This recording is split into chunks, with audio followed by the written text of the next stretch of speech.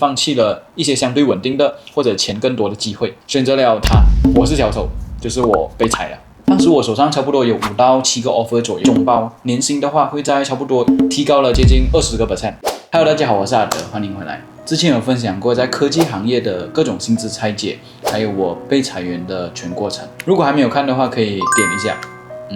这一次我就来讲一下我曾经手头上同时有的几个 offer， 来透明的和大家分享里面的薪资、股票还有奖金等等，包括我谈薪水的一些过程。有些薪资不错，有些偏向更稳定，有的甚至是很多人想要进的大公司。结果最后我选择的是 Grab， 再结果嘞，没有想到它就是最后把我裁掉的一家公司。真的是如果没有它，我也不知道我现在会是在哪里，然后现在过得怎么样了。今天我就想来聊一下当时候我的其他 offer 和我是怎样拿到的，还有就是最后怎样在这些公司里面做选择，然后现在看回去会不会后悔。那希望透过我这些经验来让你学到一些东西，至少不走我走过的一些弯路。之前如果你有面过一些科技公司的话，应该知道它的面试过程是非常的长的，少则3轮，多则8、9轮都有可能。先讲一下那个时候想跳槽的我，尽量的准备自己能准备的东西，也算是花了几个月的时间才集齐了那些 offer。想起来那一年也算是我这个行业的高峰期，因为真的有很多公司都在大量的招聘，所以和今时今日的差别还是比较大。当时我手上差不多有5到7个 offer 左右，今天我就来挑3个公开的透明分享一下里面的一些内容。由于一些 privacy， 我这边就不公开公司的名字，但是在看的时候你可以在下面猜一下我讲的这些 offer 到底是来自哪一间公司的。说的话我也可以考虑冒险公开。第一个 offer 就是来自新加坡本地的中型公司，当然我这边会从我觉得薪资算比较一般的开始讲起。这个薪资在那个时候算刚刚好吧，不算是特别高，但是它算非常稳定的。这个公司其实是有政府做 backup， 而且各种的福利津贴还是蛮全的，该有的都有。打听了里面的工作环境，算是蛮 chill 的，毕竟它不是纯搞技术的行业，也不是科技大公司，所以在里面听说就是每半年甚至1年只有1到2个 project， 你只要专心的把它搞好，那就差不多了。这边就快速列一下 offer 的细节，就是每个月固定差不多6550块，但 bonus 的话就是3到5个月，算是稳定的话蛮高的。1年下来总包年薪的话会在差不多105千新币，也没有股票什么的，所以蛮直接。这个公司的规模其实不算大，所以谈判的能力相对的会比较低一点点。但是值得一提的话，就是年假加起来一共有25天这么多。在新加坡能超过20天年假的工作，大概率我听说应该只有政府相关的行业，私人企业或者外国公司的话，一般会在14到20天里面不等。当时我跟黑莎聊了之后，我第一个反应就是这家公司很大可能我可以做到退休，生活应该也很稳。但其实也很明显，就是发展节奏可能会偏慢，就未必有比较挑战的一些前沿项目。对于一个当时候还想冲一冲的我来讲，肯定不是第一选择。选择它意味着放弃更多的可能性，所以就了解更多了之后，它算是我一个 backup 的 option 吧。OK。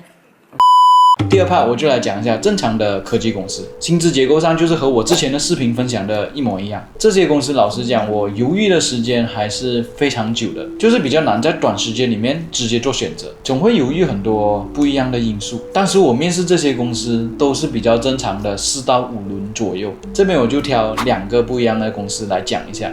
有兴趣的也可以猜一下这2个是什么公司，我会以公司 A 和公司 B 来代替。首先公司 A， 它最开始给的薪资大概是在每个月8000块 ，bonus 每年会在15到20%，也就是接近2个月的薪资。如果公司当年的盈利比较好的话，就会更多。当然，这个也是公司讲的算。另外就是大概有26千新币价值的股票，会分成3年来派，这边就是每年平均大概8600块吧。当然，就是这边看起来就是3年过后，你在这个公司可能就没有股票拿了，但是通常不会这样子。因为通常一个公司到了那个时候，它就会有一个 refresher， 也就是会另外再评估，然后分发一些股票给你，再加上你每年的涨薪，3年后你的薪水大概率还是会比你刚入职的时候高的。所以这样子算下来，第1年大概总包年薪可以拿到120千新币，这个其实也可以算是一个比较可观的薪资了。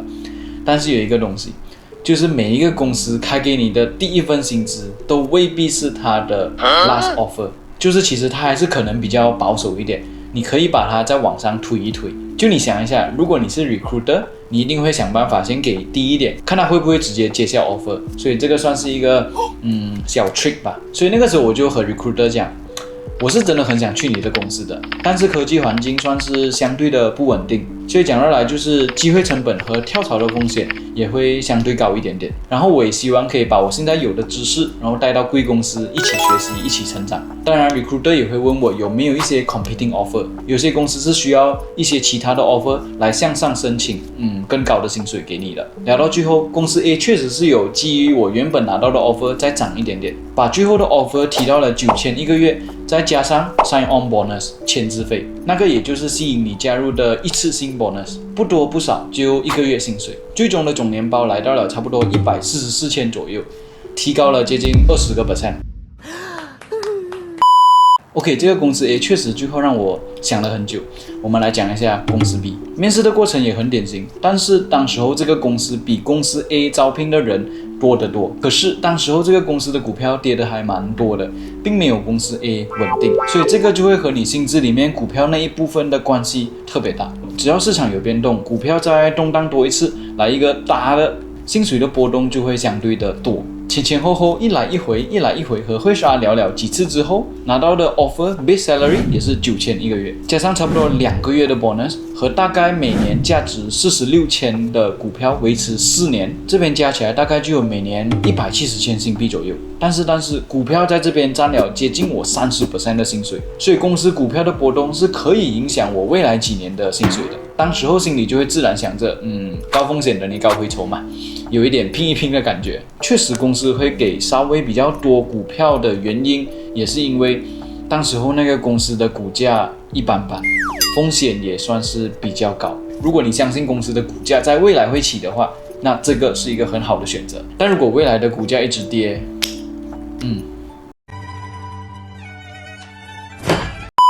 ，OK， 上面这边讲了几个比较不一样的 offer， 不管是薪资上还是环境上，差别都算是蛮大的。哪怕是现在我看回去，薪资也算是蛮高的。还是要讲一下我没有接受这些公司的原因，是因为我当时候会比较看好 Grab 这家公司的长期价值。另外也还算是有一点情怀吧，因为这个是我蛮常用的一个 app， 然后它也是 start from Malaysia， 加上公司的环境和面试的过程，让我感觉团队的氛围都不错。有一些好感，但是最后我确实放弃了一些相对稳定的或者钱更多的机会，选择了它。但谁知道到最后我才发现，